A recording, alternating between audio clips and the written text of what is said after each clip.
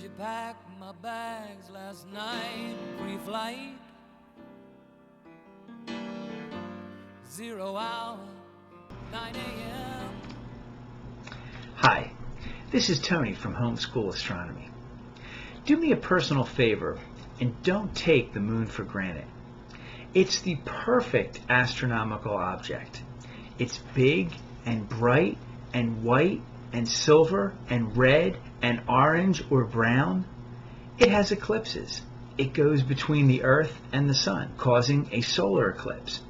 And the Earth goes between the Moon and the Sun, causing a lunar eclipse. You can see craters even with binoculars.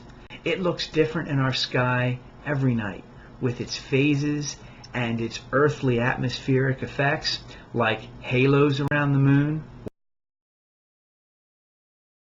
or moon dogs, which are small reflections or copies of the moon around the real moon, and earthshine, when the dark part of the moon is illuminated by light reflecting off the Earth. Since recorded history, wars have been fought and battles have been fought around the moon's phases. Do you need light to fight at night? Attack by a full moon. Do you need the cover of darkness? Pick a moonless night. How many songs and poems have been written about the moon? I don't know. I guess you can Google it, but I'm just trying to make the point. Do you want to fall in love? Go for a walk by moonlight. I might be exaggerating there, but many think that the phases of the moon do affect people's moods and actions. The word lunatic, which means a crazy person, comes from the word lunar, which means moon.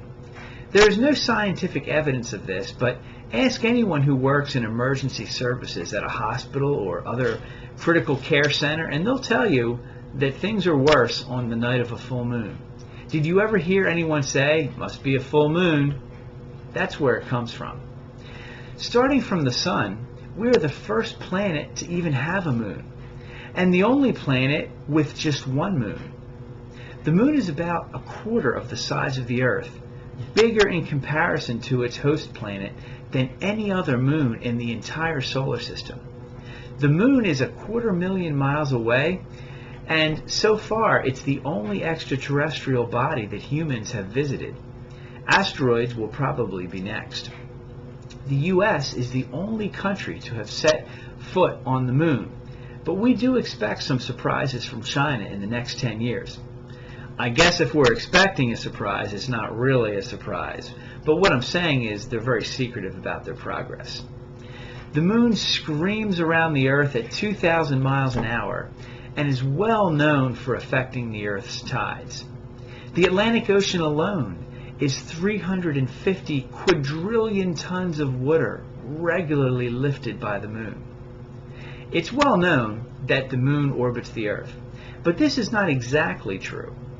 The moon and the Earth actually orbit one another at an invisible gravitational point called the barycenter, which is not really at the center of the Earth, but somewhat closer to the Earth's crust. The moon is full of craters caused by space rocks pounding the surface. It has no atmosphere to cause friction against these objects and burn them up like the Earth's does. The Earth has craters, and some of them pretty big, but not nearly as many as the moon, because our atmosphere burns them up.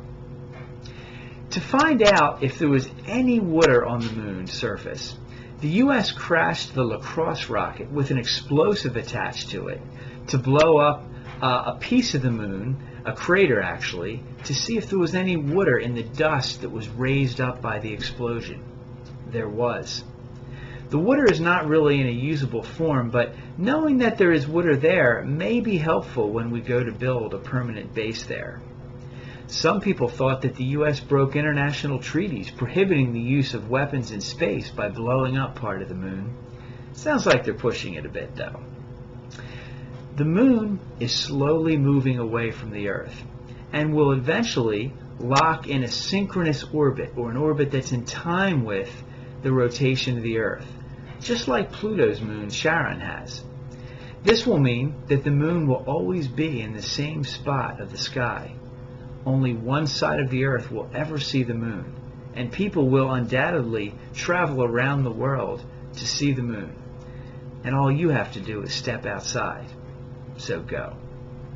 This is Tony Sarasso from Homeschool Astronomy wishing you clear skies. Rocket Man.